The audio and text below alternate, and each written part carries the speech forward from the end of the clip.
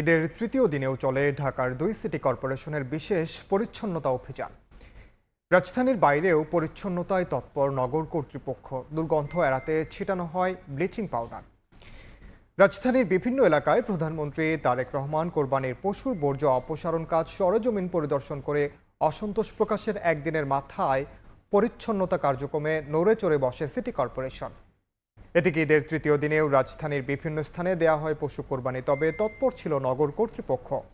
সকাল থেকে রাজধানীর হাতিরঝিল লেক ও আশপাশের এলাকায় পরিষ্কার পরিচ্ছন্নতা কার্যক্রম শুরু করে রাজউক। তবে রাজধানীর বাইরের দৃশ্য একেবারেই আলাদা। নেই পশুর কোনো বর্জ্য বা অন্য কোনো আবর্জনা। ৬,০০০ মেট্রিক টন বর্জ্য অপসারণ করে চমক দেখিয়েছে চট্টগ্রাম সিটি কর্পোরেশন। বর্জ্য দ্রুত অপসারণের ঘোষণা দিয়ে কথা রেখেছে অন্যান্য সিটি কর্পোরেশনেও।